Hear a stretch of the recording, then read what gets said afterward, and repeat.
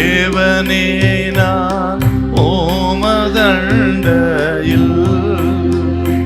இன்னும் நெருங்கி சேர்வதே என் ஆவல் பூமியில்.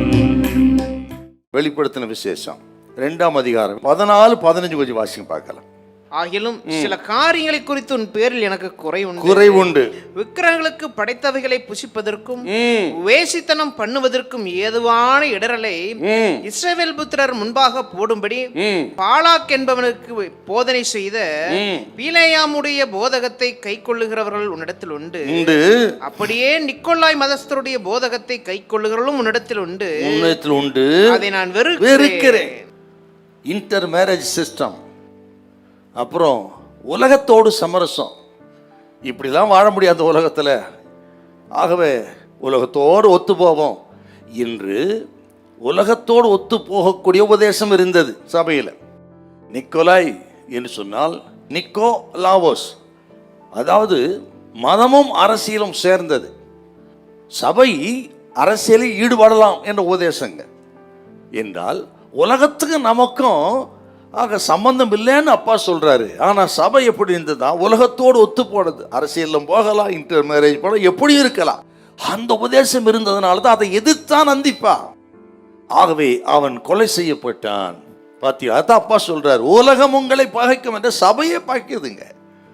ஆகவே அருமையான கர்த்தருடைய பிள்ளைகளே, இன்னைக்கு உண்மையாய் வாழ்கிற சத்தியத்தின்படி வாழ நிற்கிற சபைக்கு விசுவாசிகளுக்கு போராட்டம் உண்டு என்று கேட்டால், அதன்படி வாடாத கிறிஸ்தவர்கள் பெருகி கொண்டிருக்கிறார்கள். ரட்சிப்பை பரியாசம் பண்ணுகிறார்கள், அபிஷேகத்தை பரியாசம் பண்ணுகிறார்கள், அந்நிய பாஷையை பரியாசம் பண்ணுகிறார்கள், ஜெபத்தை உபவாசத்தை பரியாசம் பண்ணு. இப்படிப்பட்ட கிறிஸ்தவர்கள் பெருகி கொண்டிருக்கிறார். ஆழ்மத்திலே இதில் நிலைச்சிருக்கிறவர்களை பரியாசம் பண்ணத்தான் செய்வார்கள். ஆகவே தான் ஆண்டவர் சொன்ன, உலகம் உங்களை பகைக்கையா ஒன்று. அப்புறம் அப்பா சொன்னது, குடும்பமே பகைக்கிறது, வீட்டாரே சத்துரு. அப்பா சொல்லிருக்காரு, ஏன் பகைக்கிறது? ரட்சிக்கப்படாத குடும்பத்தில் ஒரு மருமகள் ரட்சிக்கப்பட்டு விட்டால், ரட்சிக்கப்படாத மாமியாரோ மாமனாரோ மற்ற அத்தனை பேர் எதிரியாகிறார்கள்.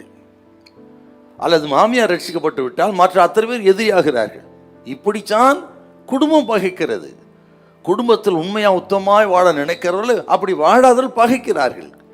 அதை கேட்குறவங்க, இப்படி பாதிக்கப்பட்டவர்கள், நீங்கள் இதெல்லாம் பார்த்து உங்களுக்கு இருக்க விசுவாசத்தை இழந்துடாதீங்க, தைரியத்தை இழந்துடாதீங்க, ஆண்டவர் பேரில் கொண்டிருக்கிற நம்பிக்கை இழந்துடாதீங்க.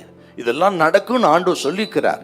அதை ஏற்றுக்கொண்டு நீங்கள் பலப்பட்டு தொடர்ந்து உத்தமமாக ஜீவிங்க, உத்தமமாக இருங்க. உத்தமனுக்கு கர்த்தர் துணை. உத்தமத்துக்கு ஒரு பலம் நிச்சயமாக கர்த்தவங்க கொடுப்பாருங்க. கர்த்தர் உங்களை கைவிட மாட்டார், கர்த்தங்களோடு கூட இருப்பார். ஹல்லேலூயா, ஹல்லேலூயா.